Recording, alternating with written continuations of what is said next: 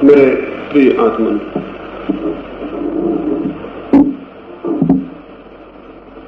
आपसे क्या कहूं इस पर सोचता था। जो कहने का मन है शायद उसे कहने को शब्द नहीं मिल पाते हैं, और आज तक मनुष्य के पूरे इतिहास में जिन लोगों ने कुछ जाना है उन्हें कहना कठिन हो गया है। अनुभूतियां प्राणों की किसी गहराई में अनुभव होती हैं और शब्दों में उन्हें प्रकट करना मुश्किल और कठिन हो जाता है। ऐसा भी प्रतीत होता है कहने के बाद कि जो कहना चाहा था वो पूरी तरह पहुंच नहीं पाया होगा। एक छोटी सी घटना मुझे स्मरण आती है, उससे ही अपनी बात को प्रारंभ करना चाहूंगा। ऐसी ही किसी सांझ को किसी देश में बहुत से लोग किसी फकीर को सुनने को इकट्ठे हुए थे। फकीर आया, वो सामने खड़ा हुआ और थोड़ी देर मौन खड़ा रहा और फिर उसने नाचना शुरू किया। थोड़ी देर नाचता रहा और फिर उसने लोगों से पूछा, कुछ समझ में आया? अब नाचने से कुछ भी समझ में नहीं आ सकता, लेकिन उस फकीर ने कहा कि शब्दों से तो फिर और भी समझ में नहीं आएगा। मैं भी जब आपसे कुछ कहने को होता हूं तो मुझे लगता है कि शब्दों से क्या समझ में आ सकेगा। शायद नाचने से थोड़ा समझ में आए, लेकिन उससे भी क्या समझ में आ सकेगा। शायद गीत गाने से कुछ समझ में आए, लेकिन उससे भी क्या समझ में आ सकेगा। जो भीतर प्राणों में आनंद की ऊर्जा, जो भीतर प्राणों में आनंद का अनुभव होता है, उसे कैसे प्रकट किया जाए। उसकी पीड़ा को शायद वे थोड़े से लोग समझ पा सकते होंगे जिन्होंने किसी को प्रेम किया हो, और जिसको प्रेम किया हो और उसके पास गए हो और बहुत कुछ कहने को सोचा हो और फिर पाया हो कि शब्द व्यर्थ हो गए हैं और कुछ भी कहने को सूझ नहीं पड़ा हो। जिन्होंने कभी किसी को प्रेम किया है उन्हें अनुभव होगा कि शब्द कितने छोटे पड़ जाते हैं और प्रेम में कोई भी शब्द काम नहीं देता है। वहां शायद मौन ही कुछ कह पाता है, लेकिन प्रेम से भी बड़ी बात परमात्मा है, और प्रेम में अगर शब्द छोटे पड़ जाते हो तो परमात्मा के लिए तो शब्द बहुत ही व्यर्थ हो जाएंगे, शायद असत्य भी हो जाएंगे। इसलिए सत्य कहते से ही आधा तो असत्य हो जाता है, फिर आधा जो बचता है वो सुनते से असत्य हो जाता है। इसलिए बड़ी परेशानी और बहुत कठिनाई है। फिर भी कुछ बातें आपसे कहूंगा इस आशा में कि शब्दों पर बहुत ध्यान नहीं देंगे, मेरी पीड़ा पर ध्यान देंगे, मेरे प्रेम पर ध्यान देंगे, और शब्द जिस तरफ इशारा करते हैं उस तरफ ध्यान देंगे। मनुष्य को देखता हूं तो जो पहली बात मुझे ख्याल में आती है कि उससे कहूं वो ये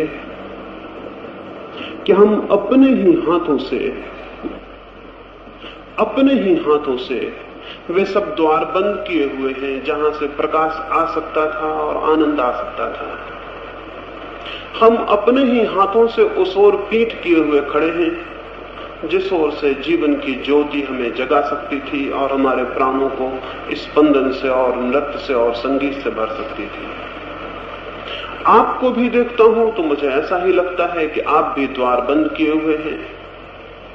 और कैसे हम द्वार बंद किए हुए हैं?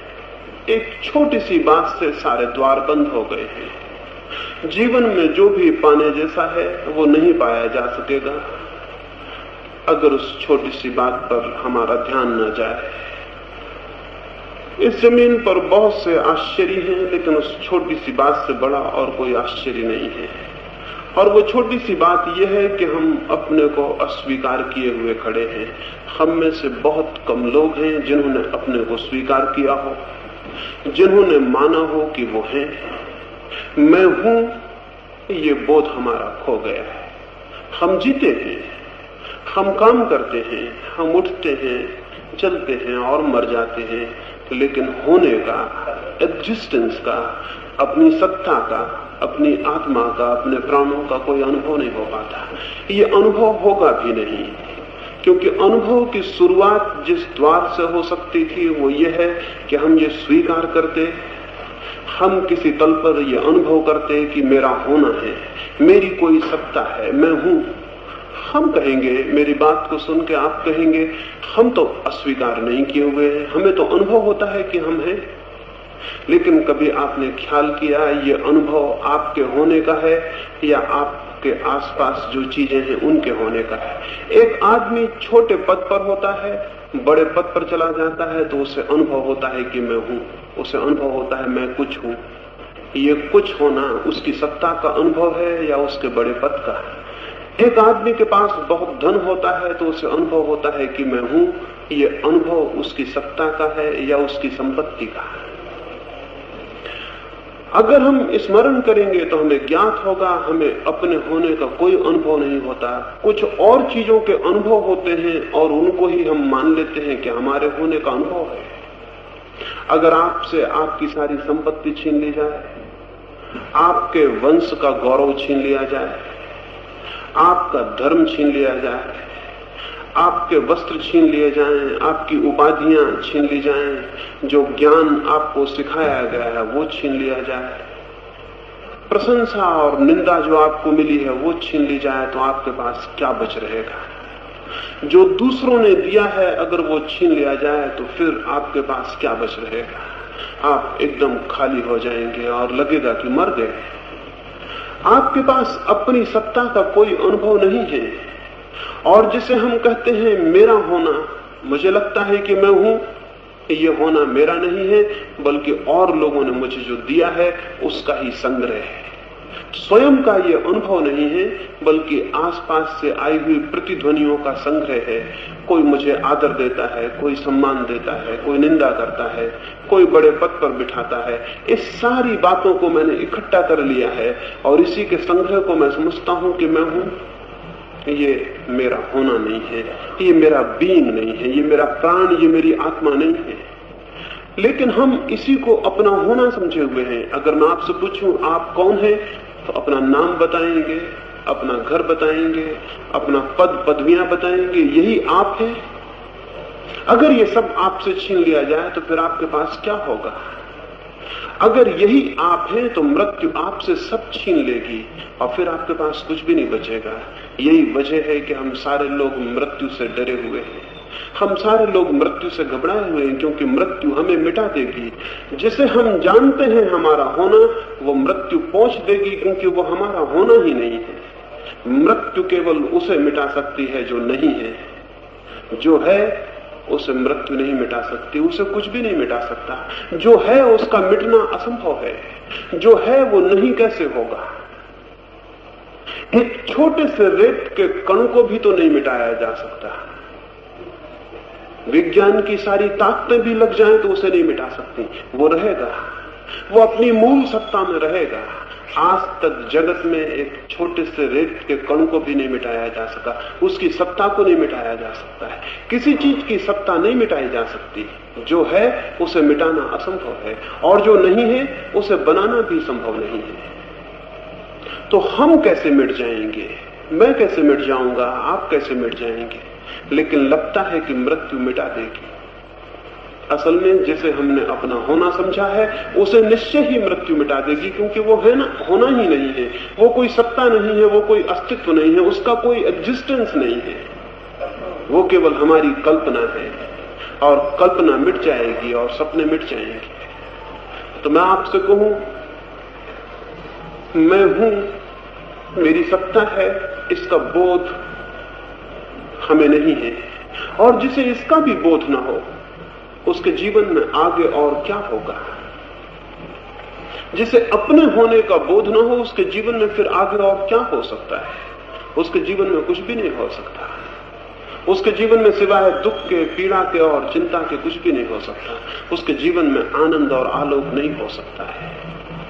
जीवन की किसी भी प्रगाढ़ अनुभूति की जो पहली आधारशिला है वो है स्वयं का होना। हमें लगेगा कि हम अपने को जानते हैं और मानते हैं, और हमें हंसी आएगी अगर कोई कहे कि हम अपने को नहीं मानते। मैं आपसे कहूं, आप अपने को बिल्कुल भी नहीं मानते हैं। एक छोटी सी कहानी मुझे स्मरण आती है, जब मैंने कहीं भी उसको कहा तो लोग हंसने लगे। कहानी ऐसी है कि हम हंसेंगे, हमें लग सकता है कि हंसने जैसी है, इसमें कोई भी संगति नहीं मालूम पड़ती, बहुत संगत मालूम होती, लेकिन ऐसी कहानी हम सबके जीवन में घट गई। एक सूफी फकीर था, एक रात बहुत देर तक एक मस्जिद में बैठ के कुछ लोगों से चर्चा करता रहा। चर्चा में इतना तल्लीन हो गया कि भूल गया कि कब सांझ हो गई, कब सांझ बीत गई, रात के भोजन का समय बीत गया, और वे सारे लोग जो उसे सुन रहे थे वे भी भूल गए। रात कोई 11 बजे चर्चा पूरी हुई, फकीर उठ के जाने लगा तो उन लोगों ने कहा कि मित्र, तुमने ये बातें की और हम भूल गए, सांझ का भोजन का समय भी व्यतीत हो गया, अब क्या होगा? उस फकीर ने कहा, तो फिर मेरे साथ आओ, मेरे घर पर ही आज भोजन ले लेना। वे सारे लोग उस फकीर के साथ हो लिए। जब फकीर गांव के बाहर अपने झोपड़े के बाहर पहुंचा तो उसे ख्याल आया कि उसके झोपड़े में इतने लोगों के खाने के लायक होगा भी क्या, और आज तो सुबह से वो कुछ भीख मांग के भी नहीं लाया है, बड़ी मुश्किल हो गई। तो उसने उन लोगों को कहा कि मित्रों, तुम थोड़ा बाहर ठहरो, मैं जाऊं और अपनी पत्नी को जरा पूछ लूं कि क्या व्यवस्था हो सकती है। वो भीतर गया, लोगों को बाहर दरवाजे पर छोड़कर। पत्नी को उठाया, उसने कहा कि आज तो घर में हमारे खाने को भी कुछ नहीं है, तुम सुबह से कुछ मांग के लाए नहीं, और कल सांझ जो बचा था वो तुमने बांट दिया। उस फकीर का नियम था कि सुबह मांग लेना और सांझ बांट देना, जो बच जाए रात निपट संपत्तिहीन होकर सो जाना। उसने कहा, आज तो मैं भूखी बैठी हूं, तुम्हारी प्रतीक्षा थी, लेकिन तुम कुछ लाए नहीं। 25 लोगों के लिए कैसी व्यवस्था हो सकती है आधी रात में? तो उस फकीर ने कहा, फिर क्या होगा? एक काम करो, जाओ उन लोगों से कह दो कि फकीर घर पर नहीं है। उसकी पत्नी ने कहा कि वो क्या कहेंगे, ये कैसे पागलपन की बात है, तुम उन्हें साथ लाए हो और मैं जाके कह दूं फकीर घर पर नहीं? उसने कहा, फिलहाल जाओ और कहो। वो पत्नी बाहर गई, सरल सीधी स्त्री थी, उसने जाके उन लोगों से पूछा, कैसे आप लोग आए हैं? उन्होंने कहा, हमें तुम्हारे पति लाए हैं निमंत्रण देकर भोजन के लिए। उसने कहा, कैसी बात करते हैं, वे तो सुबह से गए तो अभी तक लौटे नहीं, वे घर पे नहीं है। उन लोगों ने कहा, ये कैसी मजाक है, वो हमारे साथ आए हैं और अभी भीतर गए हैं। और वे विवाद करने लगे, और वो फकीर भीतर छुपा हुआ सुनता रहा। जब उसके सुनने की सामर्थ्य के बाहर बात हो गई तो उसने छप्पड़ में से सिर निकाला। उसने कहा कि महानुभाव, क्यों व्यर्थ की बकवास कर रहे हो, क्यों विवाद कर रहे हो? ये भी हो सकता है फकीर तुम्हारे साथ आया हो, फिर पीछे के रास्ते से कहीं चला गया हो। उसने कहा, ये हो सकता है कि फकीर तुम्हारे साथ आया हो, फिर पीछे के रास्ते से कहीं चला गया हो, ये भी तो हो सकता है, विवाद की क्या जरूरत है? उन लोगों ने कहा, गजब आश्चर्य कर रहे हो, खुद कह रहे हो कि तुम घर पर नहीं हो। उसने कहा, मैं कहता हूं कि मैं घर पर नहीं हूं और वापस लौट जाओ। उन लोगों ने कहा, हम कैसे इसे माने, क्योंकि तुम जब खुद कहते हो कि मैं घर पर नहीं हूं तो तुम्हारे होने का प्रमाण मिल जाता है, लेकिन हम सारे लोग ये कह रहे हैं कि हम घर पर नहीं, हम पूरे जीवन ये कह रहे हैं कि हम घर पर नहीं, हम सुबह से सांझ तक ये कह रहे हैं कि हम घर पर नहीं, और हमें उस फकीर की बात में तो पागलपन दिखाई पड़ सकता है, हमारी बात में हमें दिखाई नहीं पड़ता। सुबह से लेकर सांझ तक आप क्या कर रहे हैं? आप ये इंकार कर रहे हैं कि आप घर पर नहीं हैं। 24 घंटे आपके सारे विचार, आपकी सारी वासनाएं, आपकी सारी इच्छाएं, आपके सारे काम इस बात को इंकार कर रहे हैं कि भीतर कोई आत्मा है, भीतर कोई है, इस बात की इंकारी चल रही है। क्योंकि अगर भीतर आत्मा का बोध हो, अगर भीतर स्वयं के होने का पता हो, तो जीवन बिल्कुल दूसरा हो जाएगा। ये नहीं हो सकता जो है। जिस आदमी को ये पता हो तो उसके पास बहुत संपत्ति है, वो रास्तों पर भीख मांगता हुआ मिलेगा, और अगर वो रास्तों पर भीख मांगता हुआ मिले तो इस बात का प्रमाण होगा कि उसे पता नहीं कि उसके घर पर संपत्ति है। लेकिन हम सारे लोग मांगते हुए खड़े हैं। और ये सिवाय इसके क्या प्रमाण हो सकता है कि भीतर हमारे उस मालिक का, उस बादशाह का, उस परमात्मा का, उस सत्ता का हमें कोई बोध ना हो, जिसे कुछ भी मांगने की जरूरत नहीं है, जिसे कुछ भीख मांगने की जरूरत नहीं है, और हम सारी कामनाओं और वासनाओं में जिसकी आकांक्षा कर रहे हैं, वो इस बात का प्रमाण है कि हमें पता नहीं है कि हमारे भीतर कोई है जिसकी कोई कामना नहीं है, कोई आकांक्षा नहीं है। हम अशांत हैं, ये इस बात की सूचना है कि हमें उसका पता नहीं है जो कि भीतर परम शांति में निरंतर विराजमान है। हम दुखी हैं और पीड़ित हैं क्योंकि भीतर जो आनंद जिसका स्वरूप है उसकी हमें कोई खबर नहीं है। हम में से प्रत्येक अपने जीवन भर स्वयं को अस्वीकार करता है, इंकार करता है, अपने सारे कामों से, अपने सारे विचारों से स्वयं को असिद्ध करता है। इस तरह स्वयं को असिद्ध करने को मैं अधर्म कहता हूं। और जो व्यक्ति अपने जीवन में, अपने विचार में, अपने आचरण में, अपनी कामनाओं में, अपनी इच्छाओं में स्वयं को सिद्ध करने की ओर प्रविष्ट होने लगता है, उस व्यक्ति को मैं धार्मिक कहता हूं। उस व्यक्ति की जीवनचर्या को, उस व्यक्ति की जीवन दिशा को मैं धर्म कहता हूं। स्वयं के बोध के प्रति हमारी जो दिशा है और जो क्रांति है और जो गति है वो धर्म है। हम स्वयं को अस्वीकार क्यों कर रहे हैं और हम स्वयं को कैसे स्वीकार कर सकते हैं, इस संबंध में ही मैं सारी बातें इन 3 दिनों में आपसे कहना चाहूंगा। पहली बात तो यही कहना चाहता हूं कि इस बात का बोध, इस बात का ख्याल पैदा होना चाहिए कि मैं भी हूं। हम सब स्वीकार करते हैं, ये दीवार है, ये मकान है, ये रास्ते हैं, ये चारों तरफ गिरे हुए लोग हैं, इन सबको हम स्वीकार करते हैं, ये हैं। लेकिन हम अपने को और इधर पीछे विचार के कुछ पंथों ने, परंपराओं ने कहना शुरू किया, मनुष्य के भीतर कोई आत्मा नहीं, मनुष्य केवल शरीर है और पदार्थ का जोड़ है और अणुओं का संग्रह है और बिखर जाने पर उसमें कुछ शेष नहीं रह जाएगा। इधर ये कहना शुरू किया। ये कहना तो अभी नया नया शुरू हुआ, लेकिन हम सारे लोग करीब करीब इसे मानते हैं। कहीं हमारे भीतर हमें अपने होने का कोई पृथक बोध नहीं होता। ये संभव है ईश्वर न हो, ये हो सकता है ईश्वर हमारी कल्पना हो, ये संभव है कोई मोक्ष ना हो, ये संभव है कोई स्वर्ग और नरक ना हो, ये भी संभव है कि ये बाहर जो दुनिया दिखाई पड़ती है ये भी ना हो, ये भी संभव है कि मैं यहां बैठा हूं और आप सब यहां कोई भी ना हो, मैं केवल सपना देखता हूं। लेकिन ये संभव नहीं है कि मैं ना हूं। मेरे लिए इस सारे जगत में मेरे अतिरिक्त और कोई बहुत प्रामाणिक सत्ता नहीं है और न किसी दूसरे के लिए हो सकती है। क्या कभी आपने विचार किया, रात जब सो जाते हैं तो दिन में जो जगत देखा था वो असत्य हो जाता है, स्वप्न में उसका कोई पता भी नहीं रह जाता, गहरी निद्रा में उसका कोई बोध भी नहीं रह जाता। स्वयं को आपने जो जागरण में माना हुआ है, धनी है या दरिद्र है, पद पर है या पदहीन है, बहुत प्रतिष्ठित है या बहुत अपमानित है, बहुत बड़े भवनों में है या झोपड़ों में है या सड़क पर पड़े हैं, रात नींद में सब विलीन हो जाता है। आप जागने में जो भी जानते हैं वो सब विलीन हो जाता है। सपने में जो आप जानते हैं वही मालूम होने लगता है कि सत्य है। सपने में किसी को ज्ञात नहीं होता कि वो जो देख रहा है वो सपना है, झूठ है।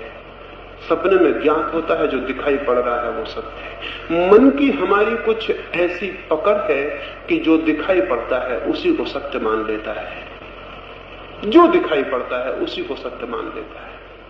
सपने में सपने को ही सत्य मान लेता है। तो जो मन सपने को सत्य मान लेता हो वो मन इस दुनिया को अगर सत्य मान रहा हो तो कोई बहुत आश्चर्य की बात नहीं है। लेकिन हो सकता है जैसे सपना झूठा है वैसे ये दुनिया भी झूठी हो। लेकिन एक बात तय है कि सपना चाहे झूठा हो, सपने को देखने वाला झूठा नहीं होता, नहीं तो सपना कौन देखेगा। सपना भला ही असत्य हो लेकिन सपने को जो देखता है वो सत्य होता है। ये हो सकता है कि दुनिया जो मैं देख रहा हूं असत्य हो, लेकिन मैं असत्य नहीं हो सकता। एक ही चीज है जो असत्य नहीं हो सकती, वो मेरी सत्ता है। च्वांग त्से का नाम शायद आपने कभी सुना हो। चीन में एक अद्भुत विचारक हुआ।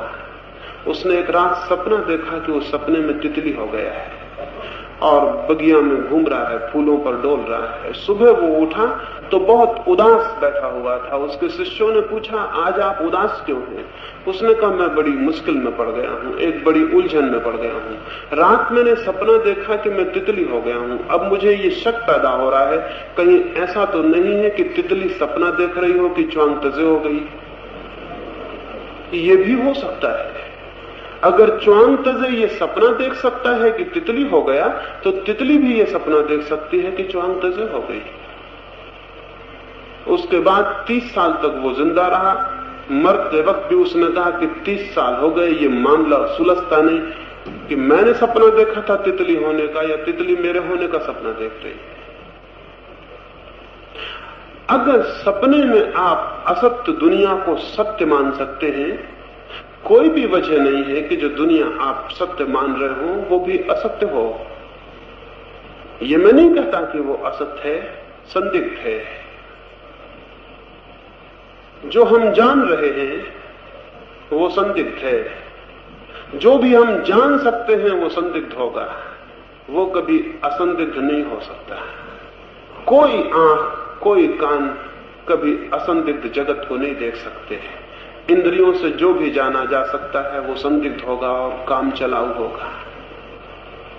यही वजह है कि विज्ञान या साइंस की सारी खोजें काम चलाऊ है, वे सभी संदिग्ध हैं। और दूसरी बात मिल जाती है तो पहली बात गलत हो जाती है। न्यूटन गलत हो जाता है, आइंस्टीन आ जाएगा, कोई और आएगा, आइंस्टीन गलत हो जाएगा। संदिग्ध को हम पकड़ लेते हैं जितनी देर तक काम देता है, फिर कुछ और ज्यादा काम देने वाली बात मिल जाती है, उसको पकड़ लेते हैं, वही सत्य हो जाती है। विज्ञान कभी असंदिग्ध सत्य पर नहीं पहुंच सकता है, क्योंकि उसका संबंध उस दुनिया से है जो देखी जाती है, सुनी जाती है। इंद्रियों के द्वारा पकड़े जाने वाली दुनिया पर हम कभी असंदिग्ध नहीं हो सकते, कभी वो इंडुबिटेबल नहीं हो सकता, कभी ऐसा नहीं हो सकता है कि उस पर शक न किया जा सके, संदेह न किया जा सके। लेकिन एक तथ्य हमारे भीतर है जो असंदिग्ध है और असंदिग्ध है और असंदिग्ध हो सकता है, और वो तथ्य हमारी सत्ता है। प्रत्येक व्यक्ति के भीतर जो उसकी चेतना है, उसके अतिरिक्त इस जगत में और कुछ भी असंदिग्ध नहीं हो सकता। लेकिन हम इस संदिग्ध दुनिया पर अपने सारे जीवन का भवन खड़ा करते हैं। ये रेत पर भवन खड़ा करने जैसा है, ये ताश के महल बनाने जैसा है। जिसकी नींव ही संदिग्ध हो, उस पर कुछ खड़ा करना केवल पागलपन है। लेकिन हम सारे लोग उस पर ही खड़ा करते हैं, नींव को भूल जाते हैं। क्योंकि नींव को अगर विचार करेंगे तो भवन को खड़ा करना मुश्किल हो जाएगा, इसलिए नींव की बात ही भूल जाते हैं। नींव संदिग्ध है तो भवन असंदिग्ध नहीं हो सकता, और नींव अगर सपना है तो भवन सत्य नहीं हो सकता। लेकिन हम सारा इस खेल में ही हमारा जीवन व्यतीत होता है। एक छोटी सी बहुत पुरानी पौराणिक कथा है, बिल्कुल ही असत्य होगी।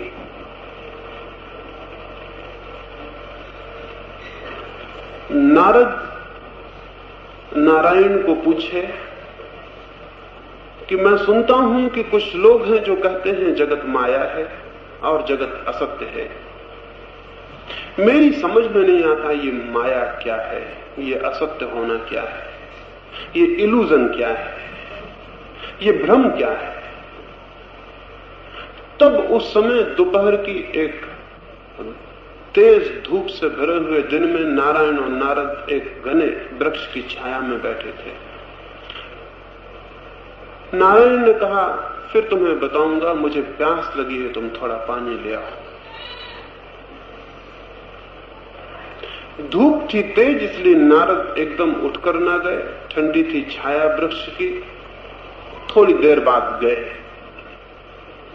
गांव में पहुंचे, दरवाजे पे जाकर दस्तक दी।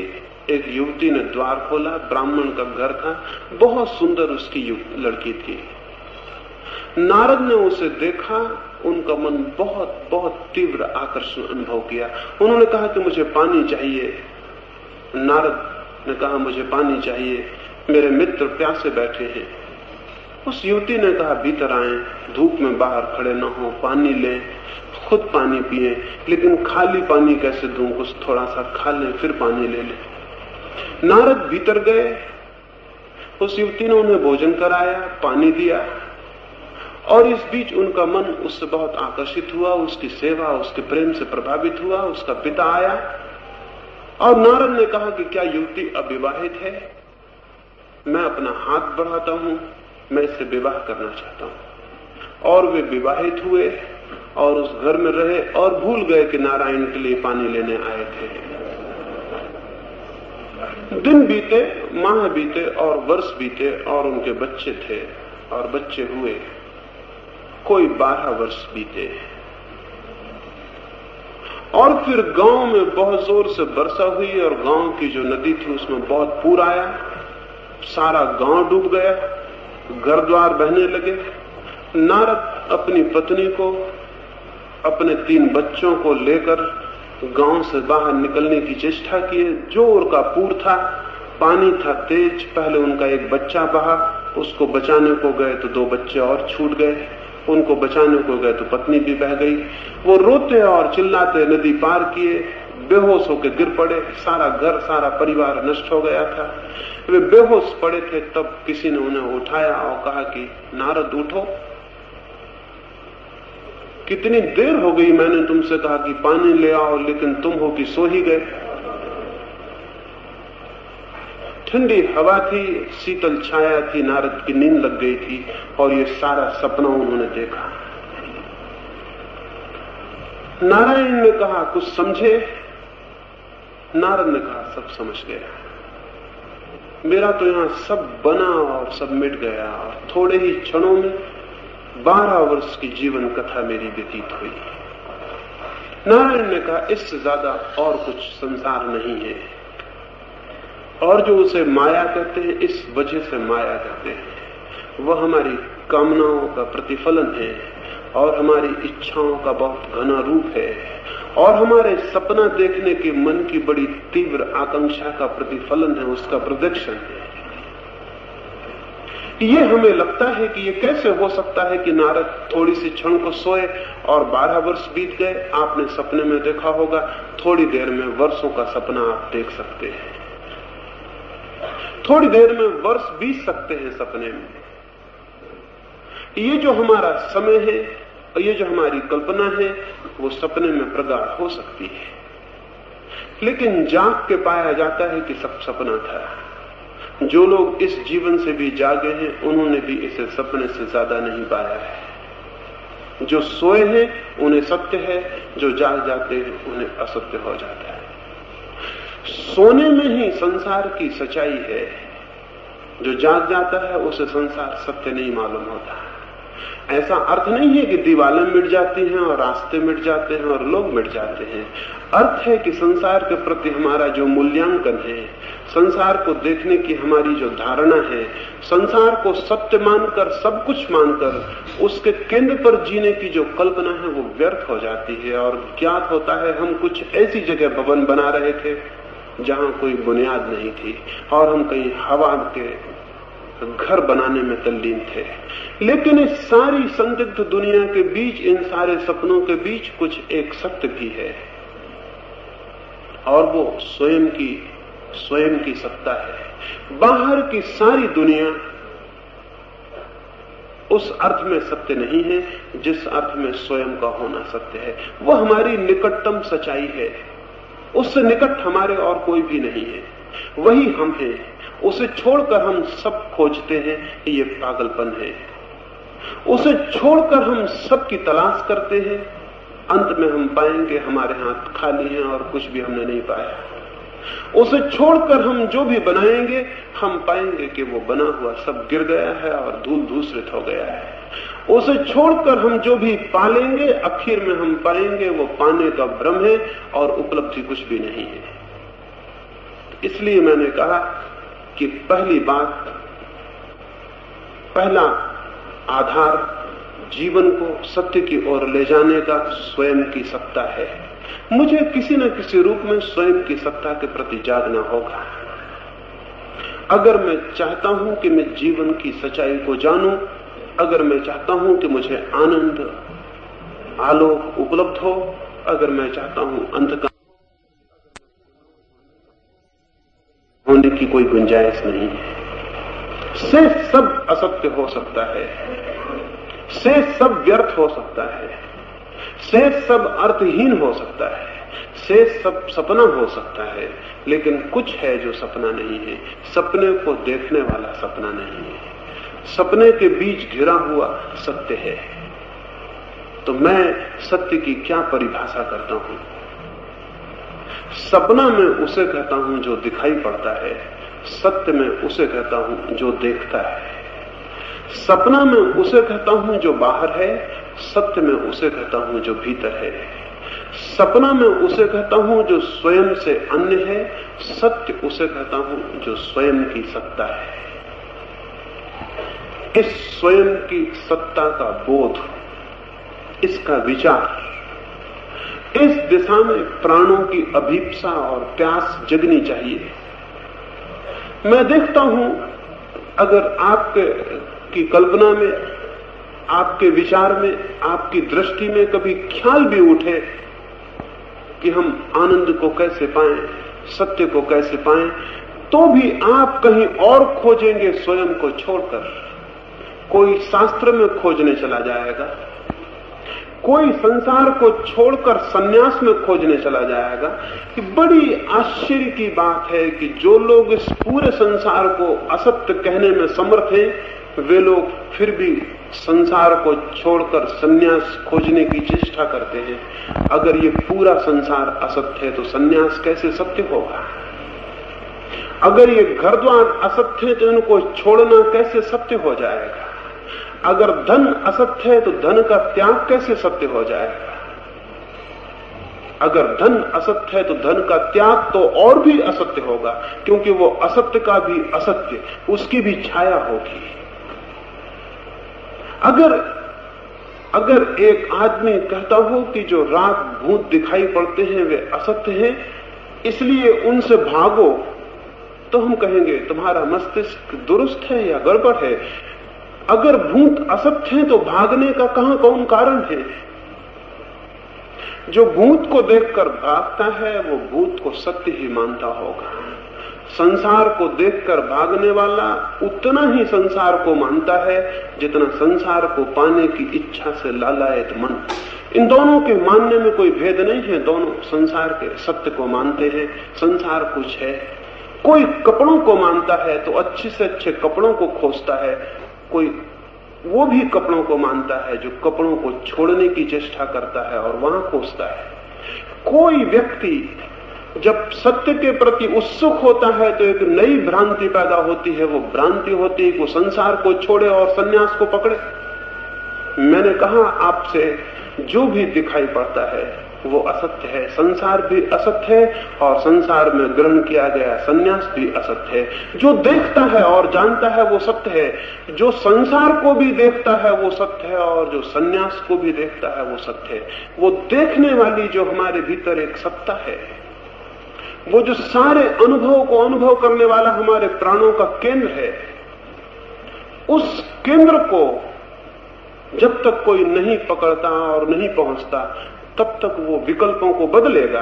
कपड़े बदल सकता है, भोजन बदल सकता है, घर द्वार बदल सकता है और इस भ्रम में होगा कि मैं सत्य की ओर जा रहा हूं, लेकिन वो सत्य की ओर नहीं जा रहा। वो असत्य से असत्य को बदल रहा है। वो नया सब्स्टिट्यूट खोज रहा है, वो नई पूर्ति कर रहा है, एक नए असत्य को पकड़ रहा है, एक नया सपना देख रहा है। एक सपना उसने देखा कि बड़े भवन मेरे हैं, एक सपना उसने देखा कि पत्नी बच्चे मेरे हैं।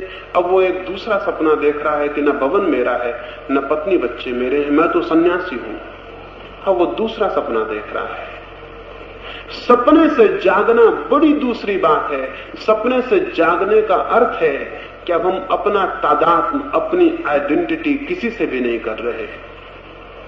जो भी दिखाई पड़ता है रूप, जो भी दिखाई पड़ती हैं आकृतियां, जो भी दृष्टि में आता है जगत, अब उसमें हम कहीं भी अपना कोई संबंध नहीं खोज रहे, हम उसकी तरफ जा रहे हैं जो सबको देख रहा है और सबके पीछे खड़ा है। उस साक्षी की तरफ हमारी गति हो रही है। हम उस प्राणों के मूल बिंदु को पकड़ रहे हैं जो केंद्र में है, और परिधि पर हम कोई परिवर्तन नहीं कर रहे हैं। संन्यास और संसार दोनों परिधि पर हैं, जो दोनों से पीछे हटता है और उसको पकड़ता है, जो सन्यासी हो सकता है या सन्यासी हो सकता है, जो संसारी हो सकता है या सन्यासी हो सकता है, जो भोगी हो सकता है या त्यागी हो सकता है, उस बीच के बिंदु को जो पकड़ रहे हैं, जो दोनों के पीछे खड़ा है और कभी भोगी बन जाता है और कभी त्यागी बन जाता है, वो कौन है? सवाल ये नहीं है कि भोग छोड़ के कोई त्याग में चला जाए, सवाल ये है कि वो कौन है जो भोग में होता है या त्याग में होता है। वो कौन है जो मकान में रहता है या मकान छोड़ देता है। वो कौन है जो वस्त्र पहनता है या नग्न हो जाता है। वो कौन है सत्ता हमारे भीतर। उस बिंदु को, उस केंद्र को पकड़ना स्वयं को पकड़ना है, और उसे छोड़कर हम जो भी करेंगे उससे हम केवल सपने बदल लेंगे। सपने कभी सुखद भी हो सकते हैं, सपने दुखद भी हो सकते हैं। न तो सुखद होने से कोई सपना सत्य हो जाता है, न दुखद होने से असत्य हो जाता है। ये हो सकता है कि एक संसारी दुखी हो और एक सन्यासी सुखी हो जाए, इससे कोई फर्क नहीं पड़ता। सपने भी सुखद हो सकते हैं और होते हैं। और खतरा यही है कि दुखद सपने को छोड़ना तो बहुत आसान होता है, सुखद सपने को छोड़ना बहुत कठिन हो जाता है। सुख देता है इसलिए छोड़ना मुश्किल हो जाता है। इसलिए संसार को छोड़ देना बहुत आसान है, सन्यास को छोड़ना बहुत कठिन हो जाता है। और जो संसार को छोड़ के गया है और फिर सन्यास को छोड़ने में असमर्थ है, वो स्वयं से वंचित हो जाता है। वो स्वयं को पाने में समर्थ नहीं हो पाता। संसार को छोड़ें और सन्यास को भी छोड़ें। छोड़ने का अर्थ ये नहीं कि उनसे भाग जाएं, छोड़ने का अर्थ कि उसे देखें जो दोनों के पीछे है और जिसे कभी भी नहीं छोड़ा जा सकता, जो हमेशा आपके साथ है। मैं चाहे वैश्यालय में चला जाऊं तो मेरे साथ मैं हूं, और चाहे मैं भगवान के मंदिर में चला जाऊं तो मेरे साथ मैं हूं। वैश्यालय भी बाहर है और भगवान का मंदिर भी बाहर है। मैं चाहे नरक में चला जाऊं तो भी मैं साथ रहूंगा अपने, और चाहे मैं मोक्ष में चला जाऊं तो भी मैं साथ रहूंगा अपने। मोक्ष का भी कोई मूल्य नहीं है और नरक का भी कोई मूल्य नहीं, वैश्यालय का भी मूल्य नहीं, मंदिर का भी मूल्य नहीं। मूल्य तो उसका है जो सदा मेरे साथ है और जिसे छोड़ा नहीं जा सकता। उसे जानना आत्मा को जानना है, उसे पहचानना स्वयं को पहचानना है। लेकिन हम बाहर के मकान बदलते रहते हैं। दुकान से ऊब जाता है मन तो मंदिर को पहुंच जाते हैं। खाते बही से ऊब जाता है मन, दफ्तर की किताबों से ऊब जाता है तो गीता रामायण और बाइबल को खोजने लगते हैं। लेकिन गीता रामायण बाइबल भी उतनी ही बाहर है जितने कि आपके दफ्तर के रजिस्टर आपके बाहर है। कोई बहुत भेद नहीं है।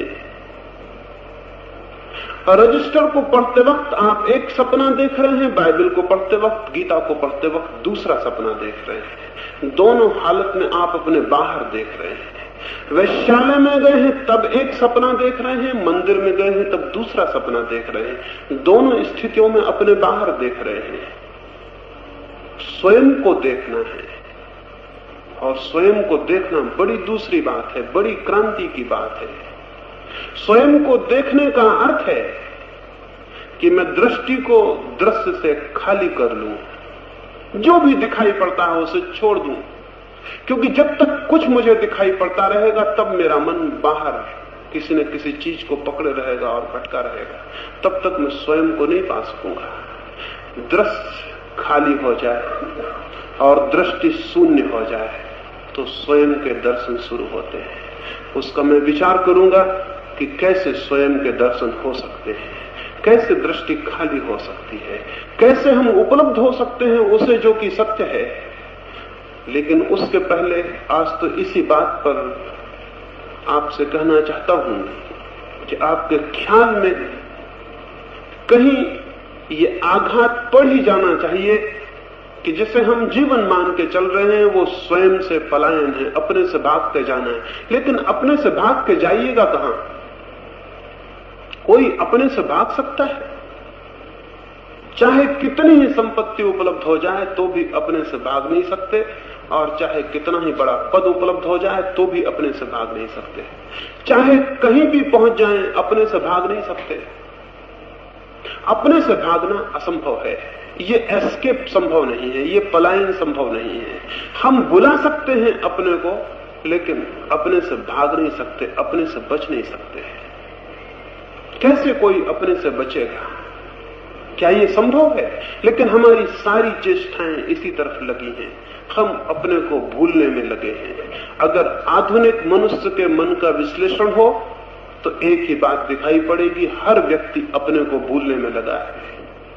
24 घंटे हम अपने को भूलने में लगे हैं। हम अपने से बचना चाहते हैं, किसी और में अपने को भुला लेना चाहते हैं। कोई संगीत में भुलाता होगा, कोई संपत्ति में भुलाता होगा, कोई साहित्य में भुलाता होगा, कोई शक्ति की खोज में, पद की खोज में, अधिकार की खोज में भुलाता होगा। राजनीति किसी का नशा होगी, धर्म किसी का नशा होगा, साहित्य किसी का नशा होगा, धन किसी का नशा होगा। हम अपने को भुलाए रखना चाहते हैं। जो चीज भी हमें अपने से बचा ले, हम उसी की तलाश में लग जाते हैं। हर आदमी लगा हुआ है, लेकिन मौत सबके निकट है और सारे पलायन और सारा भागना तोड़ देगी, और तब ज्ञात होगा हम अपने से वंचित ही रह गए हैं पूरे जीवन। हमने कभी कोशिश ही नहीं की, हमने कभी खोज ही नहीं की। अगर आपको थोड़ी देर अकेला छोड़ दिया जाए तो घबरा जाएंगे। मित्र चाहिए, क्यों? क्योंकि मित्र स्वयं को भूलने में सहायता कर देते हैं। अगर आपको अकेले जंगल में भेज दिया जाए, घबरा जाएंगे, बस्ती की तरफ भागेंगे। क्यों? क्योंकि भीड़ भाड़ में अपने को खोना आसान है। हर आदमी भीड़ की तरफ भाग रहा है। जहां भीड़ है वहां आप जा रहे हैं, जहां आप अकेले रह जाएंगे वहां कोई भी नहीं जा रहा है। और जो अकेले होने की तरफ नहीं जा रहा है, वो व्यक्ति स्वयं को कैसे जानेगा? और जो सभ्यता भीड़ की तरफ बढ़ती जा रही है, वो सभ्यता आत्मा से वंचित हो जाएगी। वो सभ्यता आत्मा को नहीं जान सकेगी।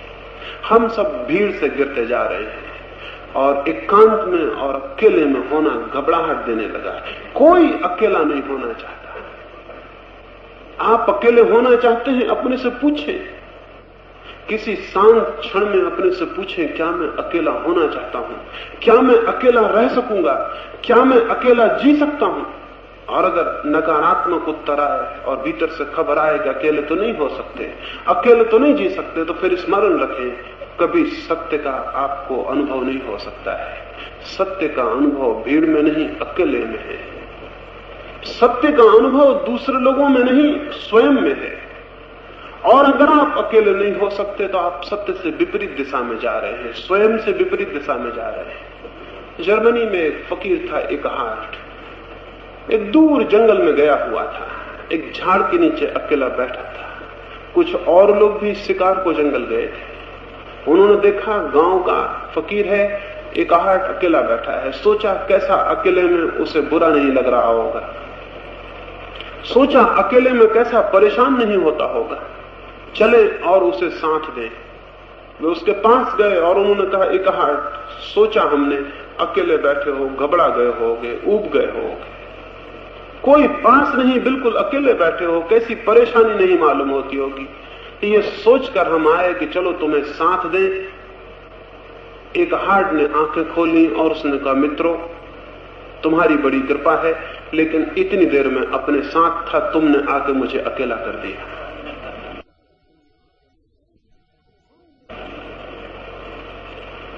हम में से कोई भी अपने साथ नहीं होना चाहता है। हम हमेशा किसी और के साथ होना चाहते हैं, और इसको हम मैत्री का नाम देते हैं, और प्रेम का नाम देते हैं, समाज का नाम देते हैं, समूह का नाम देते हैं। ये सब नाम झूठे हैं। ये हमारी तरकीबें हैं स्वयं को भुलाने की। ये सब हमारे नशे हैं, ये सब इंटॉक्सिकेंट्स हैं। चाहे हम प्रेम कहें, चाहे हम मित्रता कहें, ये सब नशे हैं जिनमें हम अपने को डुबाना चाहते हैं। उस शराबी के तो हम विरोध में हैं जो सड़क पर नशा करके पड़ा हुआ है। सारी दुनिया में लोग विचार करते हैं कि शराब बंद हो जानी चाहिए। सारी दुनिया में लोग विचार करते हैं शराब पीने को नहीं मिलनी चाहिए, लेकिन क्या आपको पता है कि हमने कितनी कितनी तरह की शराबें ईजाद कर ली हैं जिनमें अपने को भुलाने का उपाय है। जहां भी आप अपने को भुलाते हैं वहीं शराब है, इससे कोई फर्क नहीं पड़ता। एक आदमी रेडियो खोल के बैठा हुआ है, एक आदमी सिनेमा में बैठा हुआ है, एक आदमी मित्रों के बीच बैठा हुआ है, एक आदमी ताश खेल रहा है, एक आदमी अखबार पढ़ रहा है, एक आदमी चुनाव लड़ रहा है, एक आदमी कुछ और कर रहा है, कोई कुछ कर रहा है। ये सारी की सारी चेष्टाएं हैं अपने को भूलने की, अपने से बचने की, अपने साथ से बचने की। और क्या कभी आपने सोचा कि जब आप अपने साथ रहने से डरते हैं तो दूसरे आपके साथ रहने से परेशान ही होते होंगे। जब मैं अपने साथ नहीं रह सकता तो मेरे साथ जो भी रहेगा उसको परेशानी ही दूंगा, और क्या करूंगा। जब मैं खुद परेशान होता हूं अपने साथ तो दूसरे लोग मेरे साथ कैसे आनंद को उपलब्ध हो जाएंगे। लेकिन इस दुनिया में सारे लोग अपने साथ परेशान हैं और दूसरे के साथ शांति खोजना चाहते हैं। अजीब बात है, वे दूसरे लोग भी आपके साथ शांति खोजने को आए हुए हैं। मैं किसी को प्रेम करता हूं तो मैं उसमें शांति खोजना चाहता हूं, वो मुझे प्रेम करने इसीलिए आया हुआ है कि मुझ में शांति खोज सके। भिखमंगे जैसे भिखमंगे के सामने खड़े होकर अपनी झोलियां फैला रहे हो। और तब अगर दुनिया बिल्कुल पागल हो जाए और एक पागल खाना मालूम होने लगे तो इसमें आश्चर्य क्या है। जो व्यक्ति अपने साथ रहने में समर्थ नहीं है उसने योग्यता खो दी, किसी भी के साथ रहने के योग्य वो आदमी नहीं। मैं फिर से दोहराता हूं, जो व्यक्ति अपने साथ रहने के योग्य नहीं है उसने योग्यता खो दी, वो अब किसी के साथ रहने के योग्य नहीं है। जो अपना मित्र नहीं हो सकता वो किसी का मित्र समर्थ नहीं है कि हो जाए, और जो अपने को प्रेम नहीं कर सकता निपट अकेलेपन में, वो किसी को भी प्रेम कैसे कर सकेगा। लेकिन हम सारे लोग मित्र हैं और सारे लोग दूसरे को प्रेम कर रहे हैं। ये सब झूठे शब्द हैं, और हम प्रेम में नाम तो प्रेम का लेते हैं और दूसरे की गर्दन पर हमारे हाथ कस जाते हैं। नाम तो हम प्रेम का लेते हैं। जरा आप ख्याल करना, जिसको आप प्रेम करते हैं उसकी गर्दन तो नहीं पकड़े हुए हैं, और जो आपको प्रेम करता है अपनी गर्दन पे ख्याल करना, वो आपकी गर्दन पकड़े हुए हैं। आप प्रेम कर ही नहीं सकते। जिनको आप कह रहे हैं कि हम मित्र हैं, बहुत विचार करना, आप ही उनके शत्रु होगे, क्योंकि आप अपने ही साथ रहने में समर्थ नहीं हो। जो व्यक्ति अपनी निपट निजता में डरा हुआ है, घबराया हुआ है, भागता है, दूसरे में अपने को भुलाता है, वो व्यक्ति दुनिया में जहां भी होगा वहीं उपद्रव होगा, वहीं गड़बड़ होगी, वहीं हिंसा होगी, वहीं घृणा होगी, वहीं क्रोध होगा। नाम प्रेम का होगा, भीतर घृणा होगी, क्रोध होगा, हिंसा होगी। नाम मित्रता का होगा, भीतर शत्रुता होगी। और कब एक दूसरे की छाती में हम छुरा भोंक देंगे पता नहीं चलेगा। यही वजह है, यही कारण है कि दुनिया रोज से रोज बदतर से बदतर होती जाती है। जिन राजनीतिज्ञों के हाथ में दुनिया की सत्ता है, राजनीति उनके लिए नशा है, इंटॉक्सिकेंट है। वो घबराए हुए हैं अपने से, पद में और चुनाव में अपने को बुला लेते हैं। लेकिन ऐसे मूर्छित और पागलों के हाथ में अगर दुनिया की सत्ता होगी तो स्वाभाविक है कि युद्ध हो, हिंसा हो, विनाश हो, और रोज दुनिया में कोई न कोई हत्या का नया से नया आयोजन होता रहे। ये बिल्कुल स्वाभाविक है। ये मूर्छित और भागे हुए लोग हैं। आप शराबियों के हाथ में दुनिया की हुकूमत देना नहीं पसंद करोगे, लेकिन राजनीति एक बड़ा नशा है और शराब है, और उन शराबियों के हाथ में दुनिया भर की ताकत है। तो स्वाभाविक है कि दुनिया में उपद्रव हो। 50 साल नहीं बीत पाए कि 2 महायुद्ध हो गए, तीसरे महायुद्ध की तैयारी स्वाभाविक है। पागलों के हाथ में सत्ता है, जो अकेले होने से डरे हुए हैं, और जो पद को पाना चाहते हैं उनके हाथ में ताकत है, खतरनाक ताकत है, और ताकत रोज बढ़ती जाती है और पागलपन रोज बढ़ता जाता है। हम एक ज्वालामुखी पे बैठे हैं जो कभी भी फूट सकता है। और इस सब के बुनियाद में, इस सब के बुनियाद में क्या है? इस सब के बुनियाद में एक छोटी सी बात है जो खो गई, अपने साथ होना खो गया। पुरानी संस्कृतियां अपने साथ होने की किसी बुनियादी बात पर जोर देती थी, वो विलीन हो गया। उसका हमें कोई विचार नहीं है, उसका हमें कोई ख्याल नहीं है। आज तो मैं यही कहना चाहता हूं कि ये ख्याल आपको पैदा हो कि क्या आप अकेले होना चाहते हैं? क्या अकेले होने की आकांक्षा आपके मन में कहीं है? क्या आप अपने को जानना चाहते हैं? क्या आप उस सत्य से परिचित होने के प्यासे हैं जो आपके भीतर मौजूद है? हमेशा से मौजूद है, हमेशा मौजूद रहेगा।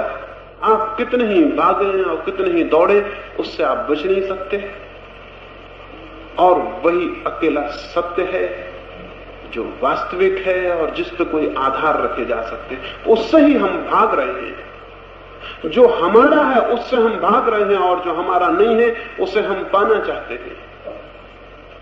जो हमारा है उससे हम बचना चाह रहे हैं और जो हमारा नहीं है उसे पाने की आकांक्षा में हम पागल हो गए हैं। ये पागल गति हमारे सबके मनों को पकड़े हुए है। धर्म को, विचार को, दर्शन को, तत्वचिंतन को मैं इसी अर्थ में देखता और लेता हूं कि वो मनुष्य के भीतर अकेले होने की क्षमता पैदा कर दे। क्योंकि जो अकेला होता है वही स्वतंत्र होता है। जो अकेला हो सकता है अपने भीतर इतना साहस इकट्ठा कर सकता है अकेले होने का, जो अपने साथ हो सकता है, वो व्यक्ति हो जाता है। हम व्यक्ति नहीं है, वो इंडिविजुअल हो जाता है। हम इंडिविजुअल नहीं है, हम तो भीड़ के एक हिस्से हैं। हम तो एक भीड़ के बड़े हिस्से हैं। भीड़ हमसे कुछ भी करा ले सकती है। हमारा अपना कोई निजी व्यक्तित्व तो थोड़ी है। हीगल ने एक सूत्र लिखा है, लिखा अगर ये बात पूरी हो जाए तो सब पूरा हो जाए। उसने एक सूत्र लिखा है, बी इंडिविजुअल। छोटी सी बात है, व्यक्ति हो जाओ। हमें लगेगा ये क्या खास बात हुई, हम सभी व्यक्ति हैं। आप कोई भी व्यक्ति नहीं है। व्यक्ति होना इस जगत में सबसे कठिन बात है। थोड़े से लोग व्यक्ति हो पाते हैं, बाकी लोग भीड़ के हिस्से होते हैं। भीड़ का हिस्सा भीड़ जैसा चाहे आपसे करा ले। अगर हिंदुओं की भीड़ बिगड़ जाए मुसलमानों पर, अगर आप हिंदू हैं तो उसी भीड़ में सम्मिलित हो जाएंगे। अगर मुसलमानों की भीड़ बिगड़ जाए हिंदुओं पर, अगर आप मुसलमान हैं तो उसी भीड़ में सम्मिलित हो जाएंगे। आप कोई व्यक्ति है। आपसे कोई भी मूर्खता कराई जा सकती है, बस भीड़ अगर करने को राजी हो जाए तो आप भी राजी हो जाएंगे।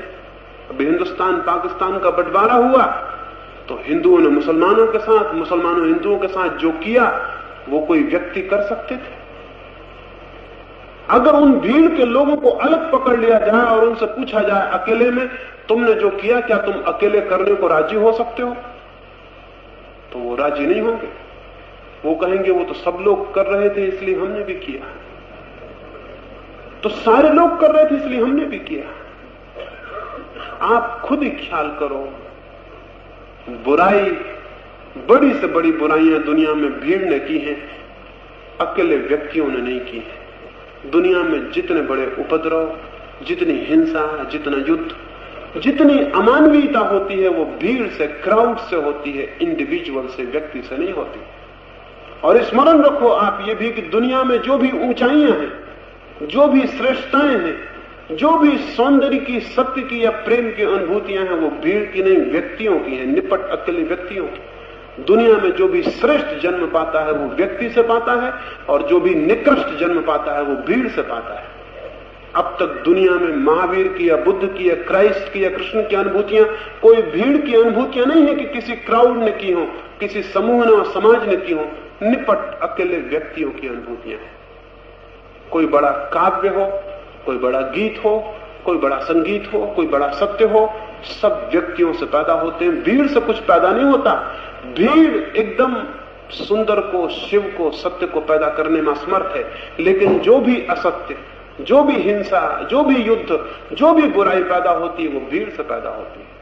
और हम सब भीड़ के हिस्से हैं क्योंकि हम व्यक्ति नहीं हैं। हम अपने साथ होने से डरे हैं इसलिए हम दूसरों के साथ खड़े हो जाते हैं। सारे लोग डरे हुए हैं इसलिए सारे लोग खड़े हो जाते हैं। दुनिया पागल खाना बनती जाती है क्योंकि दुनिया भीड़ से संचालित हो रही, व्यक्तियों से नहीं।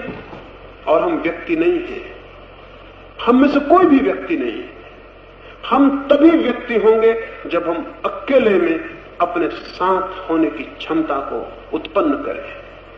इसलिए आज मैं आपसे ये कहूं, व्यक्ति होने की अभीप्सा, निपट निज की सत्ता को अनुभव करने का ख्याल पैदा होना चाहिए, अन्यथा फिर आप अपने को मनुष्य कहने के हकदार नहीं। कोई मनुष्य अपने को मनुष्य कहने का हकदार तब तक नहीं होता जब तक वो इंडिविजुअल न बन जाए, व्यक्ति न बन जाए।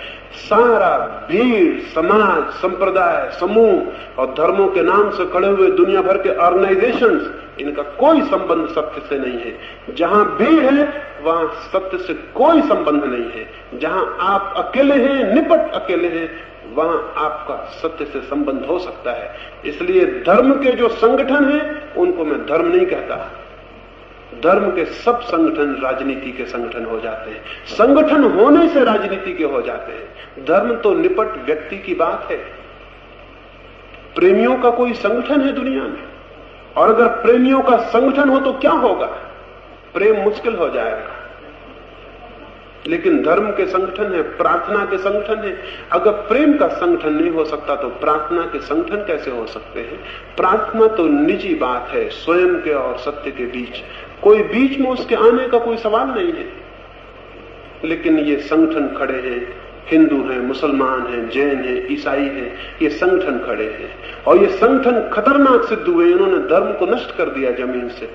ये है कारण धर्म को नष्ट करने के। कोई नास्तिक नहीं है कारण, कोई वैज्ञानिक नहीं है कारण, कोई भौतिक समृद्धि कारण नहीं है धर्म के विनाश की।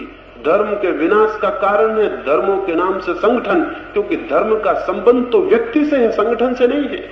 और जहां संगठन शुरू हुआ वहां राजनीति प्रविष्ट हो जाती है, वहां धीरे धीरे राजनीतिक पकड़ और राजनीतिक समझ बैठ जाती है। और तब फिर वो भी दौड़ उन्हीं लोगों की हो जाती है जो अकेले से बचना चाहते हैं, फिर भीड़ खोजने लगते हैं। तो मैं आपको कहूं, व्यक्ति बने तो ही आप सत्य को जान सकेंगे। और व्यक्ति बनने की पहली आधारशिला यहीं से शुरू होती है कि हम ये जाने कि असंदिग्ध रूप से जो सत्य मेरे निकटतम है वो मैं हूं। कोई दूसरा मेरे लिए उतना सत्य नहीं है जितना मैं हूं। कोई दूसरा किसी के लिए सत्य नहीं है, उसकी स्वयं की सत्ता। और वहां प्रवेश करना है और वहां पहुंचना है। और इसके लिए जरूरी है कि ये जो भीड़ के संगठन है, ये जो भीड़ के चारों तरफ आयोजन है, उनसे थोड़ा अपने को बचाएं और स्वयं में प्रवेश करें। थोड़ा एकांत खोजें, अकेलापन खोजें, थोड़ी देर अपने साथ रहें। वो मैं आपसे चर्चा करूंगा कैसे अपने साथ रह सकते हैं। मेरी बातों को शांति से आपने सुना है, इतने प्रेम से सुना है, उससे मैं आनंदित होता हूं। साथ ही मुझे ख्याल तो होता है कि अगर केवल सुना तो बात व्यर्थ हो जाएगी, उसका कोई मूल्य नहीं रह जाएगा। ये भी मैं सोचता हूं कि अगर मेरी बात मान ली तो भी व्यर्थ हो जाएगी, क्योंकि वो दूसरे की बात हो गई।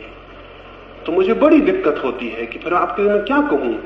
तो ये मैं नहीं कहता कि मेरी बात माने, ये मेरी बात न माने। मैं तो अपनी बात आपसे कह रहा हूं। अगर आपके भीतर मेरी बात से कोई खुद का ख्याल पैदा हो जाए, मेरी बात आपको नहीं पकड़ लेनी है, मेरी कोई आकांक्षा नहीं थोड़ी भी कि मेरी बात आप पकड़ लें, कि मेरे अनुयायी हो जाएं। भगवान करे कोई किसी का अनुयायी ना हो, क्योंकि अनुयायी होना सबसे खतरनाक बात है। उसका मतलब है आप दूसरे के पीछे चल पड़े, और दूसरे के पीछे चलने का मतलब है आपने अपने निज सत्ता को छोड़ दिया, आपने कोई सपना पकड़ लिया। तो ये मैं नहीं चाहता कि मेरी बात आप मान लें, बिल्कुल न माने। चाहता ये हूं कि मेरा विचार आपके ख्याल में अगर कोई प्यास जगा दे और आपको लगे कि ये बात हो सकती है कि मैं अपने को डुबा रहा हूं दूसरे लोगों में, काम में, धंधे में, धन में, पद में, मैं अपने को भूलने की कोशिश में लगा हूं, प्रेम में, पत्नी में, बच्चों में, अपने को भुलाने की कोशिश में लगा हूं। और ये सारी चेष्टा आखिर में कहां ले जाएगी? अगर मैंने पूरी जिंदगी भी मैं सफल हो गया अपने को भुलाने में, तो क्या होगा फिर? क्या मौत के वक्त मुझे नहीं लगेगा कि मैं अपने से जानने से वंचित रह गया हूं, मैं अपने को बिना जाने मौत के द्वार पर आ गया हूं? उस वक्त तो ये सवाल सामने खड़ा हो जाएगा। इस सवाल को आज ही खड़ा कर लें इस सवाल को आज ही खड़ा कर लें कि मैं जब अकेला हो ही जाऊंगा और मौत मुझे सारी दुनिया से अलग कर देगी, मित्रों से, परिजनों से, संबंधों से, संसार से, धन से, पद से, सबसे अलग कर देगी और मैं निपट अकेले रास्ते पर बढ़ूंगा, पता नहीं उस अंधकार में, उस अकेले में क्या होगा, उस एकाकीपन में, उस लोनलीनेस में क्या होगा। वो होना है, आज मुझे होगा, कल आपको होगा, परसों किसी और को होगा, रोज होगा। और एक दिन हम बिल्कुल अकेले हो जाएंगे, तो उस अकेले होने की तैयारी आज शुरू हो जानी चाहिए। और जो आज तैयार हो जाएगा उस दिन मौत को कंधे लगाने में, स्वागत करने में, गले भेंट लेने के लिए तैयार हो जाएगा। जो आदमी जिंदगी में मृत्यु को गला लगाने में समर्थ नहीं हो पाता, उसने जिंदगी व्यर्थ खो दी है। और जो आदमी जीवन में इतना समर्थ हो जाता है कि मृत्यु को गले लगा ले और प्रेम कर ले, वो सफल हो गया। मृत्यु बताती है कि जीवन सफल गया या असफल गया, और मृत्यु बताती है कि आप ठीक से जिए या गलत जिए। मृत्यु बताती है कि आप ठीक दिशा में चले या गलत दिशा में चल गए। अगर आप ठीक दिशा में चले तो आप पाएंगे मृत्यु एक आनंद की घड़ी है, क्योंकि उस दिन आप समग्र रूप से अकेले हो सकेंगे, स्वयं हो सकेंगे। और अगर आप गलत दिशा में चलते रहे तो पता चलेगा कि मृत्यु सबसे बड़ा घबराहट और चिंता और बेचैनी है, क्योंकि जीवन में हम हमेशा साथ थे, अकेला होना कभी जाना नहीं, और अब मृत्यु अकेला किए देती है। मृत्यु अगर आपको जबरदस्ती अकेला करेगी तो वो मृत्यु ही रह जाएगी, और अगर आप स्वयं अकेले होकर मृत्यु का स्वागत करने गए तो मृत्यु ही मोक्ष हो जाती है। तो आज तो इतना ही कहूंगा। धन्यवाद, मेरी बातों को इतने प्रेम से सुना है। कल सुबह इस संबंध में कुछ भी पूछने को हो उसकी चर्चा करूंगा, और 3 दिन इसी संबंध में कुछ विचार रखूंगा कि कैसे हम अकेले हो सकते हैं और स्वयं को जान सकते हैं। पुनः आपको धन्यवाद देता हूं।